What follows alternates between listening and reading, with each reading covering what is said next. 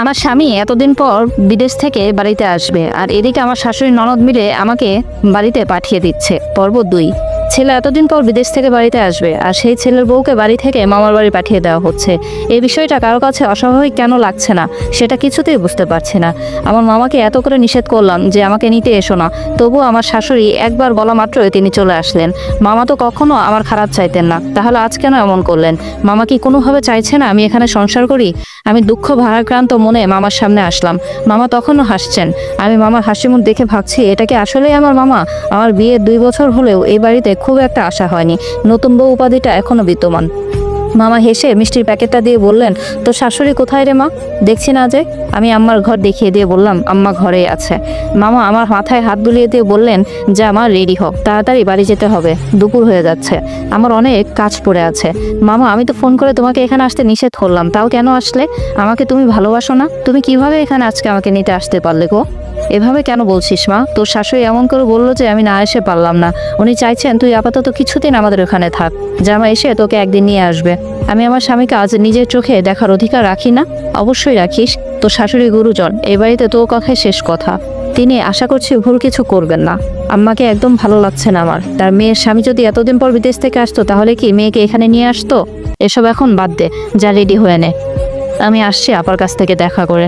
মামা আমাকে কিছু বলার সুযোগ না দিয়ে আম্মার রুমে চলে গেলেন।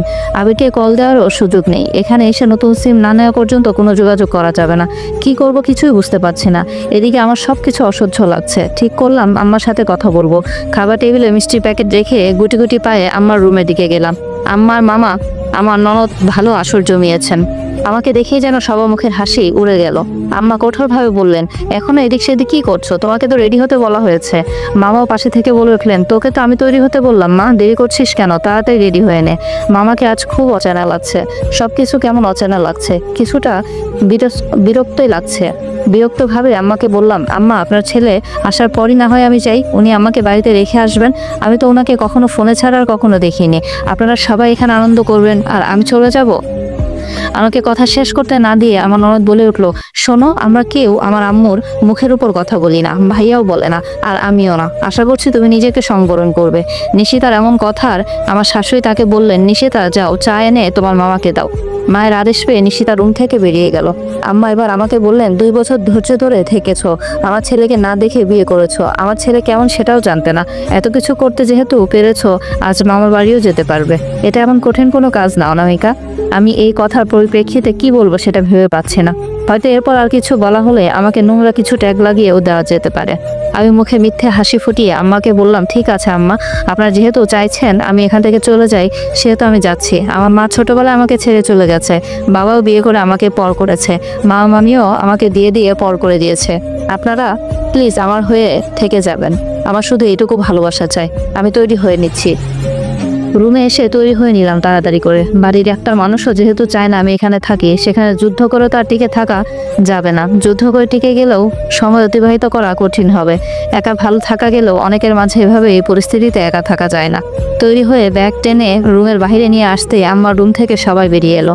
রান্নাঘরের ওখানে থাকা মহিলাগুলো কেমন হাসছে। হাসি দেখে শরীরের মধ্যে কেমন একটা করে উঠছে। আমার হাতে ব্যাগ দেখে মামা এগিয়ে এসে ব্যাগটা নিজের হাতে নিল। আম্মাকে হাসি মুখে বলে বাড়ির বাহিরে গাড়ি ঠিক করতে চলে গেলেন। আমিও সবার কাছ থেকে বিদায় নিয়ে বের হলাম। বাড়ি থেকে বের হয়ে আসার সময় বুঝলাম সবাই যেন হাঁপ ছেড়ে বাঁচলো। সবার মুখে জিতে যাওয়ার হাসি লেপ্টে আছে। মামা গাড়ি ঠিক করে দাঁড়িয়ে আছে। গাড়িতে গিয়ে উঠে পুরো বাড়িটায় একবার চোখ বুলিয়ে নিলাম। এ বাড়িতে কি আমার আর আশা হবে না? গাড়িতে মামার সাথে কথা বলার আর রুচি হলো না। মামা নিজে একা একা অনর্গল এটা ওটা বলতে লাগলেন। আমি শুধু মাঝে হ্যাঁ হো করলাম।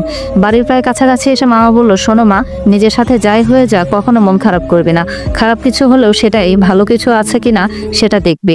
আমি বাহিরের দিকে তাকিয়ে বলে উঠলাম, মামা আজ আমার বাড়ি ছেড়ে আসায় কোন ভালোটা হতে পারে?